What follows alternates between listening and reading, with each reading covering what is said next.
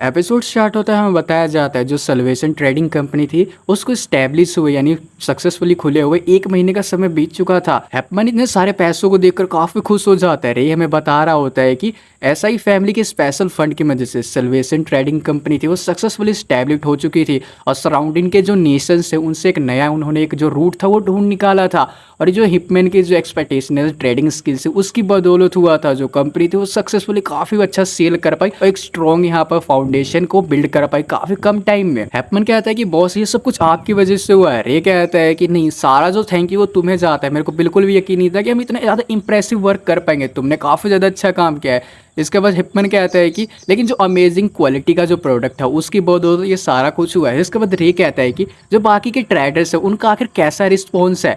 इसके बाद जो वो कह रहा होता है हिपमैन कि आपके कहने का मतलब जो प्राइवेट मर्चेंट कंपनियां थी यानी व्यापारी कंपनियां थी वो काफ़ी ज़्यादा हमारा जो न्यू ट्रेडिंग रूट है उसको यूज़ करने के लिए काफ़ी ज़्यादा उत्सुक है। और अगर हम कैसा यहाँ पर अगर मतलब इमेजिन कीजिए कि हम उनसे यहाँ पर पैसा लेते हैं तो कितना ज़्यादा हम प्रॉफिट जनरेट कर पाएंगे अगर वो हमारा जो ट्रेडिंग रूट है उसका यूज़ करें और हमसे उनसे फीस चार्ज करें। जिसके बाद रे कहता है हम ऐसा बिल्कुल भी नहीं करेंगे। हिपमैन काफ़ी ज़्यादा सरप्राइज हो जाता है। रे क्या होता है हमारा पॉइंट ये था कि हम जो ब्लॉक हुआ जो ट्रेडिंग रूट है उसको काउंटर कर सके। अगर हम यहाँ पर सभी लोगों से पैसे लेने लगे उसके फीस लेने लगे तो हम यहाँ पर जो मार्ग्रेस है उससे बेटर बिल्कुल भी नहीं हो पाएंगे। जिसके बाद हिपमैन क्या आता है कि आपने बिल्कुल सही कहा, मैं इस चीज़ को भूल गया था। इसके बाद रे क्या आता है कि जाकर सभी लोगों को बता दो जो हमारा ट्रेडिंग रूट है वो हमेशा ओपन रहेगा और वो उसको यूज़ कर सकते हैं फ्रीली, लेकिन हमारी जो कंडीशन होगी उसको उनको पास करना होगा, कंडीशंस को मानना होगा। हिपमैन कहता है कि किस तरह की कंडीशन, सारे तरह के जो फूड है स्पेसिफिक फूड और आइटम्स को इंक्लूड करते हैं वो लोग उसको बेच सकते हैं, लेकिन वो लोग उनको इसी प्राइस में सेल कर सकते हैं जो कि हमने सेट करी हुई। ऑफकोर्स यहाँ पर वो लोग काफ़ी ज़्यादा लो प्राइस के अंदर लो रेट के अंदर सारी चीज़ों को बेचेंगे और हम लोग जो सारी चीज़ें होंगे लार्ज स्केल पर जो सारे फूड होंगे उनको परचेस करेंगे। और यहाँ पर हम लोग डायरेक्टली जो वेयर हाउस होंगे सारे क्षेत्र के जो वेयर हाउस होंगे जहाँ पर सामान रखे जाते हैं मतलब माल गोदाम वहाँ पर सभी को बांट देंगे। इसके बाद हिपमैन कहता है तो आपका कहने का मतलब हम सारे कुछ यहाँ पर डोनेट करने वाले हैं। अरे कहते हैं हाँ तुमने बिल्कुल सही कहा, तुम काफ़ी ज़्यादा शार्प हो। हम लोग जो वेयर हाउस है उसको इमरजेंसी के तौर पर यूज़ करेंगे सभी लोगों के अंदर सप्लाईज बांटने के लिए। वो एक रियल लाइफ सेंटर की तरह काम करेंगे सभी यहाँ पर क्षेत्र के अंदर। हैपमैन कहता है कि आप उन लोगों को रेफर कर रहे हो जो कि किराए के किसान है सारी टेरिटरीज के अंदर।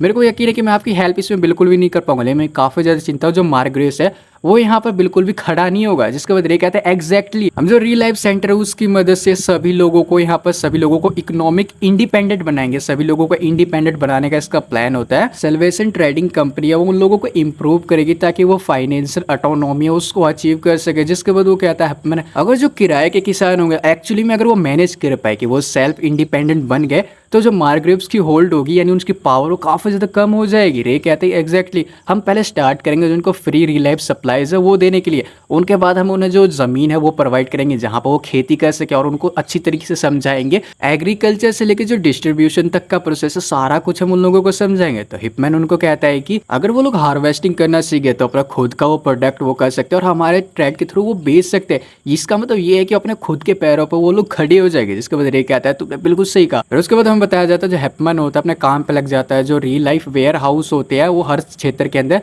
वो सिर्फ फूड स्टोरेज की फैसिलिटी बिल्कुल भी नहीं होती वो बल्कि एग्रीकल्चर का सपोर्ट सेंटर भी होते हैं जो कि सभी लोगों को एसेंशियल फार्मिंग इक्विपमेंट्स है और सीड्स वो प्रोवाइड कराएंगे। और उसने साथ ही साथ जो एक्सपीरियंस वाले किसान थे उनके एक काउंसिल को भी सेट किया जो कि सभी लोगों को यहाँ पर नॉलेज शेयर करेंगे। इफेक्टिव फार्मिंग डिस्ट्रीब्यूशन सारे मेथड हर एक विलेज के अंदर और साथ ही साथ एक ऐसी कम्युनिटी बिल होगी जो कि सैल्वेज ट्रेडिंग कंपनी और जो लोकल रेजिस्टेंस यानी जो लोकल लोग थे सारे एक साथ काम कर सके। अब जो हैपमैन होता है वो कह रहा होता है क्या कोई यहाँ पर ऐसा है जिसको कि सप्लाई अभी नहीं मिली हुई या फिर किसी को ज़रूरत है क्या। इसके बाद वो कहता है तो कल यहाँ पर भूलना बिल्कुल भी जो एग्रीकल्चर सेमिनार है वो कल होने वाले तो ज़रूर यहाँ पर सभी लोग आना। हैपमैन सोच रहा होता है मैंने कभी नहीं सोचा था जो कुमोनर्स थे वो यहाँ पर इतनी जल्दी इस चीज़ को अचीव कर लेंगे सेल्फ इंडिपेंडेंट बनने के लिए। काफ़ी ज़्यादा अच्छा काम उनका जा रहा होता है और वो साथ ही साथ सोचता है इस चीज़ को देखते हुए जो मेरे बॉस है ऐसा ही फैमिली की जो सप्लाईज है उसको लेके आ रहे हैं और जो उनके लुक है वो अभी काफ़ी ज़्यादा चार्मिंग है, वो ज़रूर सेंट है। मैं उनकी हेल्प तो बिल्कुल भी नहीं कर सकता हूँ लेकिन मैं काफ़ी ज़्यादा आश्चर्य में हूँ। अगर उन्होंने अपनी आइडेंटिटी को छुपा रखा है तो ज़रूर इसके पीछे कुछ पर्पज़ होगा। तभी उन्हें देखते वहाँ पर मार्ग्रेव्स फैमिली का जो गार्ड होता है वो दिखाई देता है। अब वो सोच रहा होता है हैपमैन कि यहाँ पर जो मार्ग्रेव्स का नाइट है यहाँ पर ये क्या कर रहा है और जो उसके हाथ में वो चीज़ है वो पब्लिक डिक्लेरेशन है क्या जो उसने हाथ में ले रखा है। उसी के साथ हम देखते हैं सभी लोग उसको देखते हैं और कहते हैं पढ़ने लग जाते हैं कहते हैं एग्जैक्टली आखिर ये कहना क्या चाहता है, इसका कहने का क्या मतलब है। इसके बाद जो हिपमैन होता है वो भाई नोटिस को देखता है और वो काफ़ी ज़्यादा सरप्राइज हो जाता है। तो वो भागते हुए रे के पास जाता है सारी चीज़ें बताने के लिए, जिसके बाद रे कहता है कि आखिर तुम इतना ज़्यादा भागते हो यहाँ पर क्यों आए हो। इसके बाद हिपमैन कहता है कि जो मार्ग्रेव्स है उन्होंने जो एक्सटेंशन ट्रेडिंग रूट्स थे उनको वापस से खोल दिया है। इसके बाद रे कहता है तो आखिर इसमें क्या है। इसके बाद हम देखते हैं हिपमैन उसको सारी चीजें बताने लग जाता है कि जो वो नाइट था उसने क्या क्या पढ़ के बताया था। नाइट कह रहा होता है कि जो रूलर काउंसिल उनके पास कोई भी ऑप्शन बिल्कुल भी नहीं बचा था ट्रेडिंग रूट को बंद करने के अलावा, क्योंकि जो मॉन्स्टर की संख्या थी वो काफी ज्यादा बढ़ रही थी। जो ट्रेडिंग रूट्स थे उसके अंदर काफी ज्यादा डेंजरस हो रहा था, और एज अ गार्डियन, बॉर्डर का गार्डियन होने के नाते हमारे जो लोग थे जिन्होंने भी यहाँ पर खतरों को फेस किया, हम ऐसे यहाँ पर अनदेखा बिल्कुल भी नहीं कर सकते थे।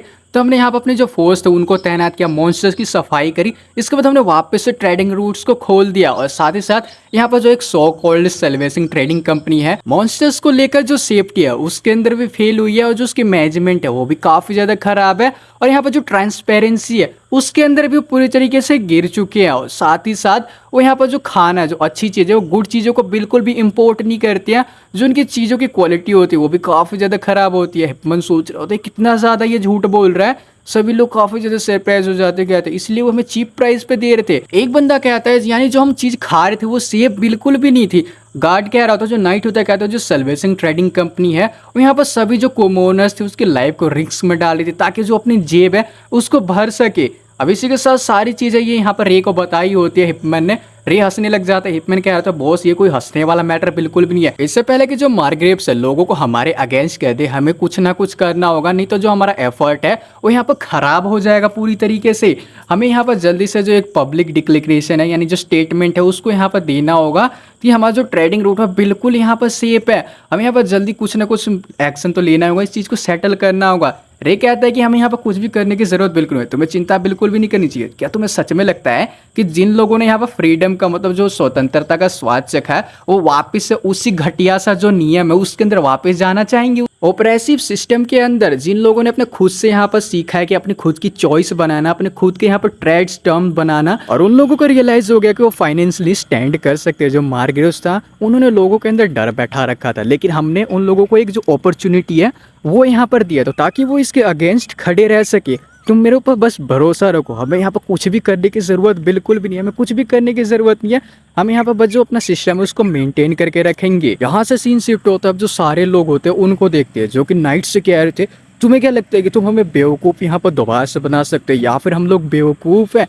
तुम्हारे कहने का मतलब है जो फूड है जो हम यहाँ पर खा रहे हैं, जो टेस्ट कर रहे हो, काफ़ी ज़्यादा टेस्टी हो, काफ़ी ज़्यादा अच्छा है। अभी तक मेरे को पेट दर्द बिल्कुल भी नहीं हुआ है, और यहाँ पर जब मरने के काफ़ी ज़्यादा करीब थे जो वो सप्लाई से उसने ही हमें यहाँ पर बचाया था। हम लोगों से झूठ बोलना बिल्कुल भी बंद करो, अब हम तुम्हारे जाल में बिल्कुल नहीं आएंगे। रे होता है हिपमैन को और कहता है कि जो ट्रू फ्रीडम होती है वो काफ़ी ज़्यादा शाइन ब्राइट करती है। अगर कोई अपने आप को प्रोटेक्ट करना चाहे वही यहाँ पर ट्रू फ्रीडम होती है। और फिर हमें बताया जाता है वो जो फार्मर्स होते हैं उन्होंने एग्रीकल्चर की तरफ काफ़ी बड़ा कदम उठाया, और उन्होंने अपने आप को सेल्फ इंडिपेंडेंट बनाने के लिए काफ़ी सक्रिय कदम भी उठाया। और साथ ही साथ जो मार्ग्रेव्स था उन्होंने क्विकली रिस्पॉन्स लिया, अपना स्टैंड को चेंज किया और रे से यहाँ पर माफ़ी मांगी। हम लोग देखते काउंटेस उससे माफ़ी मांग रही होती है और कह रही होती है कि हम आपसे प्रॉमिस करते हैं कि जो लोकल इकोनॉमी होगी उसको हम डेवलप करने के लिए काफ़ी अच्छे कदम उठाएंगे। जिसके बाद रे उससे कहता है कि तुम काफ़ी अच्छे कदम उठाओगे, मैं यहाँ पर देखना चाहता हूँ कि आखिर तुम क्या कुछ यहाँ पर लेके आने वाले हो, मैं बस ये देखना चाहता हूँ। और फिर हमें बताया जाता है एज अ रिजल्ट जो मार्ग्रेव्स था उन्होंने एक एग्रीमेंट को साइन किया कि जो लोकल रजिस्टेंट की फाइनेंशियल ऑटोनॉमी है उसको वो लोग रिस्पेक्ट, और साथ ही में उन लोगों ने इस चीज़ को भी कमिट किया कि वो रेगुलर चैरिटी डोनेट है वो भी यहाँ पर करेंगे जो कि सेल्वेशन ट्रेडिंग कंपनी उसके द्वारा मैनेज किया जाता है। जो हिपमैन होता है रे से कहता है मैं काफ़ी ज़्यादा सरप्राइज हूँ कि उन्होंने इतनी आसानी से सरेंडर कर दिया। रे कहता है ऐसा तो होना ही था। हिपमैन कहता है कि मेरे को ऐसा लग रहा है कि आप हमें यहाँ पर जो ट्रेड के अंदर मतलब व्यापारी के अंदर मोस्ट डोमिनेटेड फोर्स बना देंगे इस पूरे कॉन्टिनेंट के अंदर। इसके बाद ये कह रहा होता है कि ये सब तुम्हारी जो स्किल है वो तुम्हारी वजह से ही हुआ, तुमने इस चीज़ को काफ़ी ज़्यादा अच्छी तरीके से मैनेज कर लिया है। अब मैं जो ये जगह है इसको आसानी से छोड़ के जा सकता हूँ, तुम्हारे ऊपर आराम से छोड़ के जा सकता हूँ। तो जो हिपमैन होता है थोड़ा कंफ्यूज हो जाता है और कहता है आपका कहने का क्या मतलब है कि आप यहाँ से जाने वाले हो। जिसके बाद रे कहता है कि हाँ, क्योंकि हिपमैन मैं प्लान कर रहा हूँ कि जो गैया है उसको मैं अब लीव करने वाला हूँ, यहाँ से जाने वाला हूँ। जो हिपमैन होता है ये सुनकर काफ़ी ज़्यादा सरप्राइज हो जाता है और रे से कहता है आप क्या कह रहे हो। जिसके बाद रे कहता है कि सॉरी मेरे पास जो और चॉइस है वो बिल्कुल भी यहाँ पर बची हुई नहीं है, यही मेरे पास चॉइस है। इसके बाद हिपमैन कह रहा होता है कि मेरे को पता है कि मैं तो एक मामूली सा मर्चेंट हूँ, मेरे को क्या ही पता होगा, लेकिन आप यहाँ से जा रहे हो ज़रूर इसके पीछे कुछ अच्छा ही रीज़न होगा। और जो होली किंगडम के जितने भी लोग हैं वो आपकी अब्सेंस को काफ़ी ज़्यादा महसूस करेंगे बॉस। मेरे कहने का मतलब है सेंट रे। जिसके बाद रे कहता है कि शायद, लेकिन जो है रिसेंट इंसिडेंट था उसने यहाँ पर तुम्हें कुछ बताया ना कि यहाँ पर जो लोग हैं वो अपने ऑब्स्टिकल है उसको ओवरकम करना आसानी से सीख चुके हैं और वो अपनी खुद की चॉइस यहाँ पर कर सकती हैं। अब जो ये मर्चेंट कंपनी है मैं तुम्हारे हवाले छोड़ के जा सकता हूँ बिना किसी चिंता के। थैंक यू तुम्हारा। इसके बाद हिपमैन कह रहा होता है तो शुरू से ही आपका यही गोल था जब यहाँ पर आप आए थे कि पहले मेरे को यहाँ पर अप्रोच करना है। जिसके बाद रे कह रहा होता है कि तुम्हारी क्रेडिबिलिटी और जो पब्लिक रिकॉग्निशन है सिल्वेशन ट्रेडिंग कंपनी है उसके द्वारा काफी ज्यादा गेन कर पाएगी और तुम, मेरे को यकीन है कि तुम जो पावरफुल ट्रेडिंग कंपनी है उसको तुम बना दोगे, मेरे को पूरा यकीन है। अब जो हिपमैन होता है वो सोच रहा होता है कि जब मैं डेवन किंगडम था वहां से भागकर होली किंगडम के अंदर सेटल हो गया तो मेरे को गद्दार करार दे दिया गया था, किसी ने भी मेरा भरोसा नहीं किया और इस वर्ल्ड के अंदर बिजनेस के अंदर सर्वाइव करने के लिए मैंने काफ़ी ज़्यादा जद्दोजहद कर दी और किसी के ऊपर ट्रस्ट बिल्कुल भी नहीं किया। लेकिन एक दिन अचानक से ही जो ट्रेड रूट्स थे, जो एक्सटेंशन ट्रेड रूट्स थे वो यहाँ पर बंद कर दिए गए।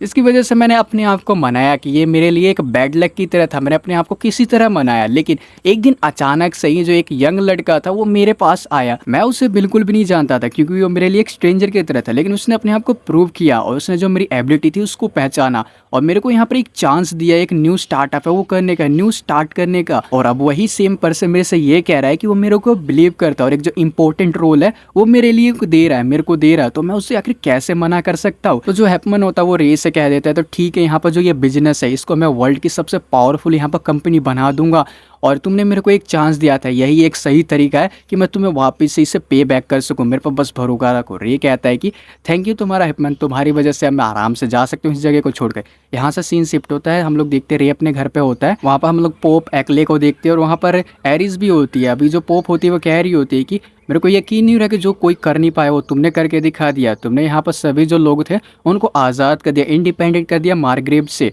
इसके बाद एरिस कह रही होती है कि पहले तो जो सेल्वेसिंग ट्रेडिंग कंपनी था उसके बारे में मैंने सुना तो मैं काफ़ी ज़्यादा आश्चर्य हो गई, लेकिन मेरे को पहले ही समझ जाना चाहिए था कि इसके पीछे तुम हो। रे क्या कुछ हमें तुम कहना चाहते हो? जिसके बाद रे कहता है कि एक्चुअली मैं जो होली किंगडम है उसको अब मैं छोड़ने वाला हूँ।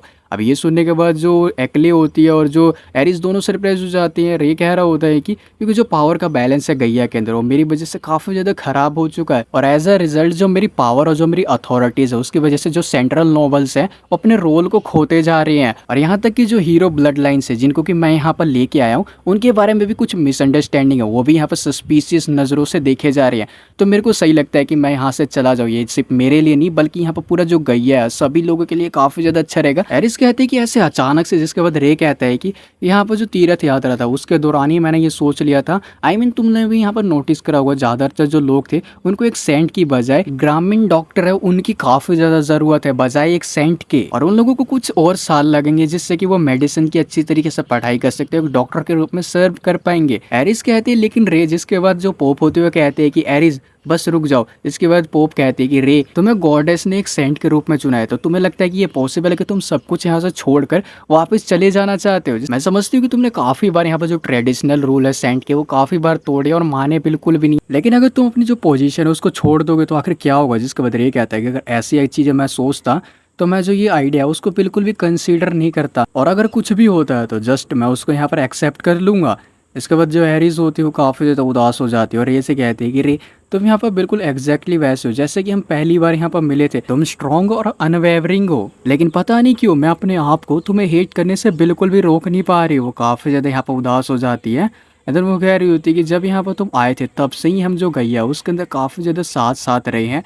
और इसी के साथ देखते कि जो एरिस होती है वहाँ से खड़ी हो जाती है और कहते हैं रे अलविदा। जो रे होता है वो कुछ बोलना तो चाहता है लेकिन वो बोलता बिल्कुल भी है। फिर हमें दिखाया जाता है उसके जाने का टाइम आ जाता है। सभी लोग कह रहे होते हैं कि आप सच में जा रहे हो? रे कह रहा होता है कि मैं तुम सभी लोगों से ज़रूर मिलने के लिए आऊँगा। आप लोग देखते सारे लोग काफ़ी ज़्यादा उदास होते हैं और वहाँ पर जो हीरो के जो ब्लड लाइन्स होती है वो भी आई होती है। हम लोग देखते जो है कि यूक्लिवुड होती है, कहती है कि हम आपको यहाँ पर आने का ज़रूर इंतज़ार करेंगे, हम आपका वेट करेंगे जब आप वापस आएंगे। इसका मतलब देखते जो जेक होता है वो कहते हैं कि प्रॉमिस कीजिए कि आप हमसे मिलने के लिए वापस ज़रूर आएंगे। इधर हम लोग देखते हैं कि जो 7 मैसेंजर्स होते हैं उनको देखते हैं जो ये कह रहे होते हैं कि हम आपका जो ऑर्डर है उसको आखिरी दम तक यहाँ पर निभाएंगे।